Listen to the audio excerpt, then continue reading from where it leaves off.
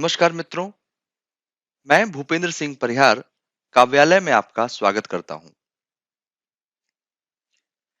महान संत कबीर वाकई समय का जादू हैं और भारतवासियों के तो वे दिल में धड़कते हैं। उनके कहे एक एक दोहे हजार धर्म शास्त्रों पर भारी हैं। काव्य और फिलॉसफी के जगत का कोई सबसे बड़ा चमत्कार है तो वह कबीर ही है। आज मैं आपको उनके बचपन का एक किस्सा सुनाता हूं। बनारस की गलियों में घूमते नन्हे कबीर बचपन से ही एक तीखी दृष्टि रखते थे।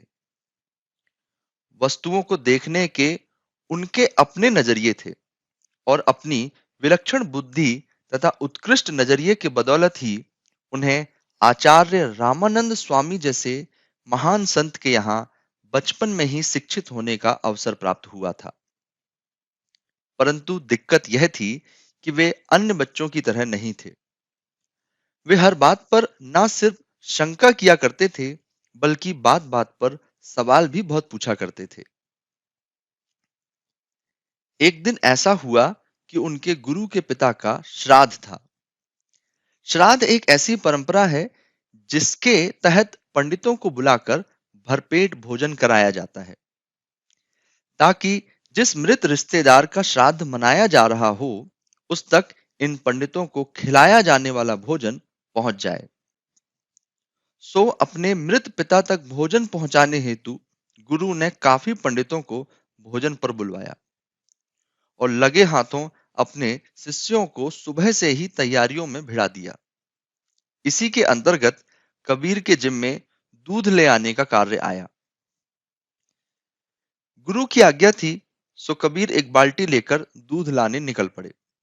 पर जाने क्या हुआ कि सुबह से निकले कबीर दोपहर चढ़ते चढ़ते भी वापस नहीं आए।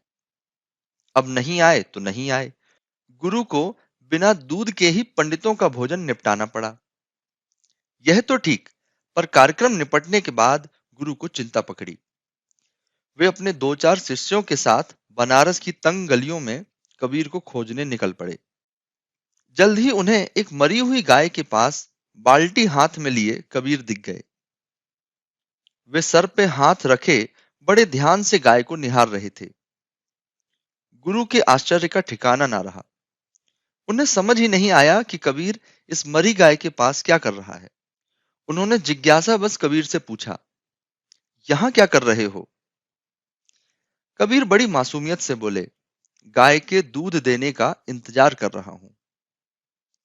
इस पर गुरु बड़े लाड़ से कबीर का गाल सहलाते हुए बोले, अरे मेरे भोले, मरी गाय भी कहीं दूध देती है? यह सुन कबीर बड़े नटखट अंदाज में बोले, जब आपके मृत पिता भोजन कर सकते हैं, तो मरी गाय भी दूध दे ही सकती है।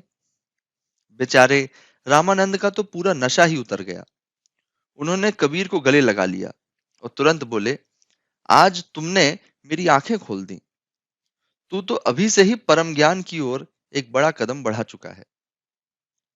खैर, कबीर ने तो बड़ा कदम बढ़ा लिया, पर आप कब बढ़ाओगे?